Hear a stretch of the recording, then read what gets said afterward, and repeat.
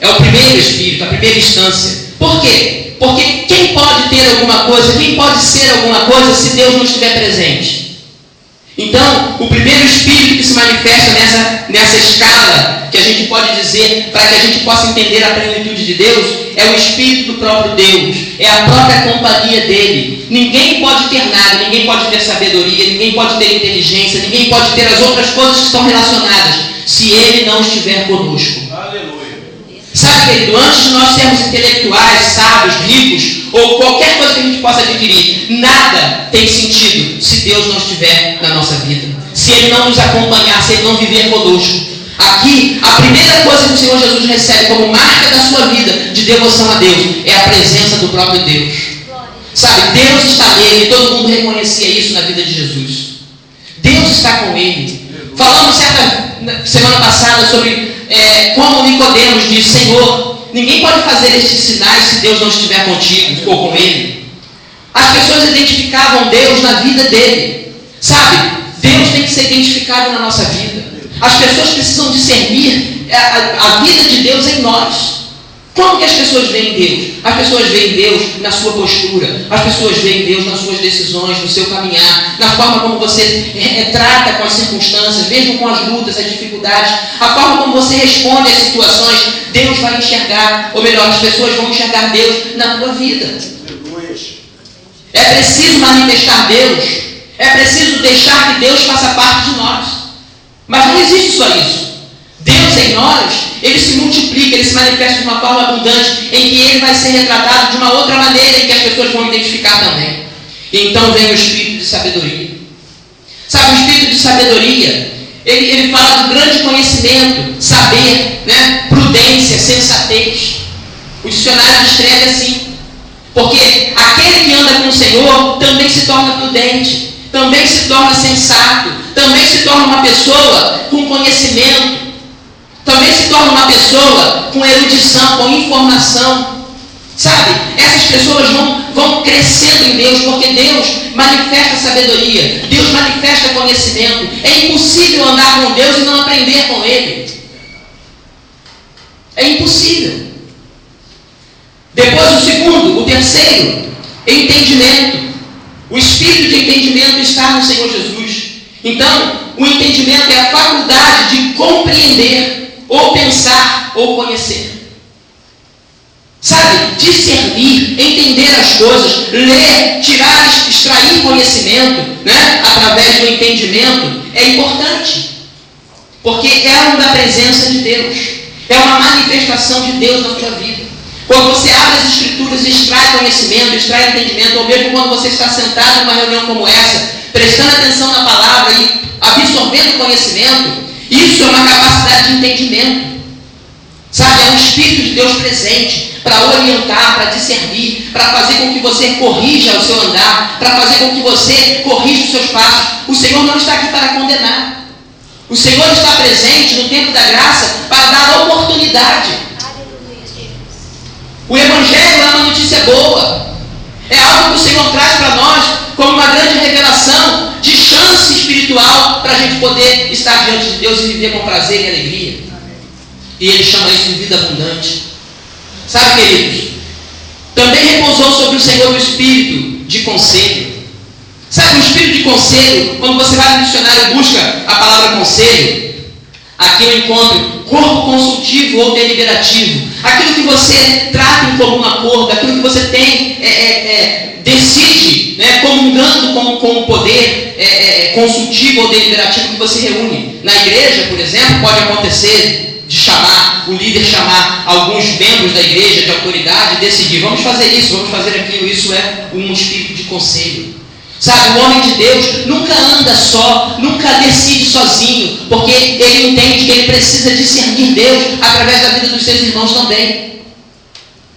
Porque Deus está presente no corpo da igreja. Então, quando a gente tem uma atitude de conselho, a gente compartilha. A primeira atitude de Jesus na terra foi chamar 12 homens e colocar ao lado dele, andar com ele, fazer as coisas de Deus junto com ele. Sabe, queridos, não pode existir o individualismo que hoje impera nas igrejas, onde as pessoas acabam por fazer as coisas sozinhas, onde a gente não tem um aprendizado e de certa forma, vamos dizer assim, a evolução das pessoas para substituir e para serem sucessores. O próprio apóstolo Paulo e todos os líderes da igreja tinham seus sucessores, trabalhavam e ensinavam porque andavam com ele. Ninguém pode ensinar ninguém não andando junto. Jesus andava junto com os discípulos por 3 anos para prepará-los. Sabe, queridos, é importante a gente ver que esse é o Espírito da presença de Deus também. É uma das manifestações. E nós precisamos das 7. Nós precisamos das 7 manifestações.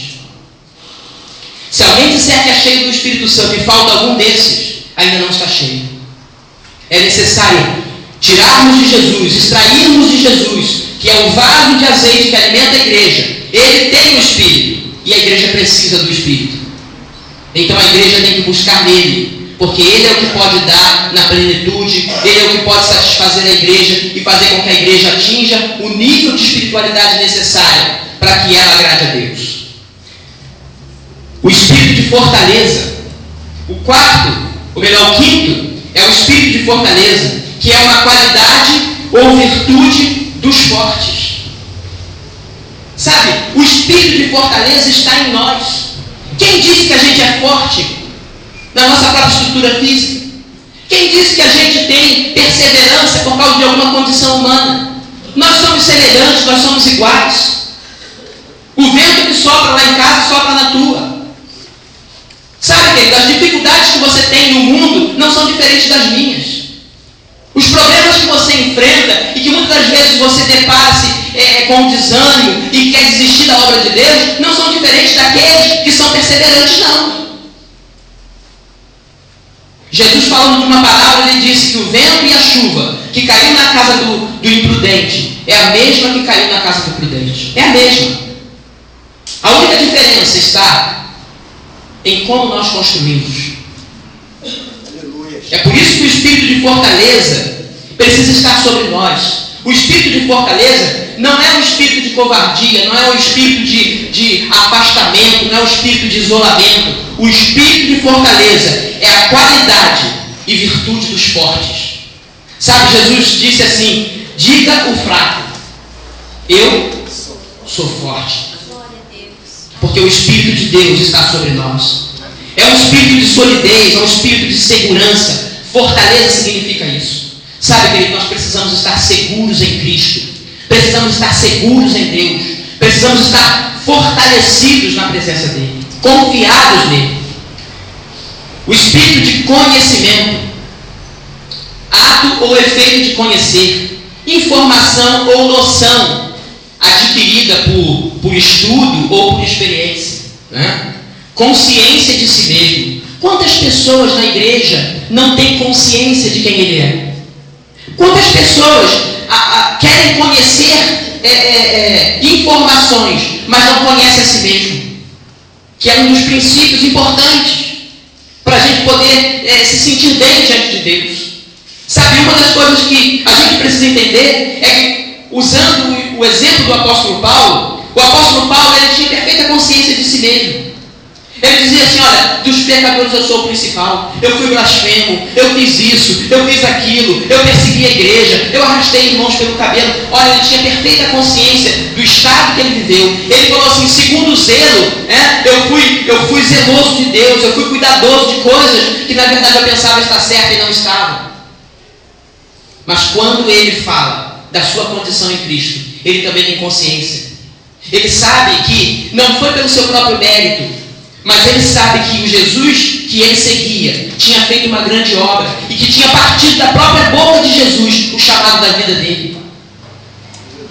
Foi Jesus quem o chamou e ele não estava interessado em dar ouvidos a ninguém que quisesse persuadi-lo a desistir do seu propósito. Sabe, queridos, nós precisamos ter consciência de nós mesmos. Isso também é presença do Espírito Santo em nós. Às vezes as pessoas querem presença do Espírito Santo fazendo algum tipo de sinal, rodopiando, às vezes batendo o pé, ou tendo alguma coisa que possa caracterizar uma sobrenaturalidade. Sabe, o que Deus quer ver é muito mais do que isso. Ainda que a gente possa ter, como eu disse na escola dominical, um momento em que, às vezes, numa experiência espiritual, você se desequilibre emocionalmente. Esse desequilíbrio não pode permanecer. A Bíblia fala que João, quando viu a Jesus glorificado, ele caiu como morto, porque ele não resistiu à visão. A Bíblia fala, e nós comentamos na escola dominical, que Daniel ficou uma semana de cama por causa da excelência das visões, porque aquilo mexeu com as estruturas orgânicas dele.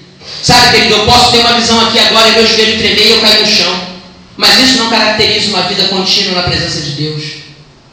O que traz para a gente a segurança de estar servindo a Deus e de estar seguindo nessa obediência que o Senhor requer é seguir exatamente o que Ele nos ensina, como Ele diz a este líder na igreja de Sardes. E Ele diz assim: porque não tenho achado íntegras as tuas obras na presença de Deus, lembra-te, pois, do que tens recebido e ouvido, guarda-o e arrepende-te, porquanto se não vigiares virei como ladrão, e não conhecerás de modo algum em que hora virei contra ti. O sétimo espírito que Isaías relata é o espírito de temor do Senhor. Sabe, querido? Temor significa reverência, significa respeito. E uma das coisas que nós perdemos no nosso cotidiano, muitas das vezes, é esse temor. É muito fácil você perder o temor de Deus, porque você não o vê fisicamente, diretamente. Sabe, queridos? Mas o Senhor quer mostrar que o maior temor que o Senhor quer de nós, e a reverência que nós temos que ter, é conhecendo que Ele é o Senhor da igreja e que a igreja tem uma prioridade para Ele, porque a igreja também somos todos nós. Então, quando a palavra de Deus fala sobre a necessidade de ter esse temor de Deus, Ele adverte este homem nesta igreja para que ele possa voltar às origens, para que ele possa se lembrar das coisas que ouviu de Deus, para que ele possa se lembrar das coisas que recebeu de Deus, porque não há líder nenhum no mundo que tenha sendo ele escolhido por Deus, separado por Deus, que não tenha recebido estrutura de Deus e que não tenha recebido informações e orientações do próprio Senhor. Sabe que toda pessoa que Jesus coloca sobre a igreja, em frente da igreja, ele recebeu capacidade e ele recebeu palavra. Todo líder recebe. Mas o grande acontecimento que a gente vê aí é que pessoas estão esquecendo muitas das vezes do que ouviu e do que recebeu. Mas o Senhor adverte: lembra-te, porque você recebeu algo. Eu te dei autoridade, eu te dei dons, eu te dei habilidades espirituais para que você desenvolva. Eu te dei uma palavra ministerial para que você siga corretamente as coisas que precisam ser feitas para o meu povo. E você precisa obedecer a isso. Por isso a igreja está morta. Por isso a situação está morta, porque precisa se recobrar, precisa se retornar. Às vezes a gente tem o medo de voltar, sabe? Isso é uma coisa comum aos homens. A gente tem medo de voltar, a gente tem medo de corrigir, a gente tem medo de recomeçar, a gente tem medo de voltar a algumas origens e fazer as coisas que anteriormente se fazia. Mas a palavra de Deus diz assim: lembra-te, pois, do que você recebeu. E lembra-se também do que você ouviu.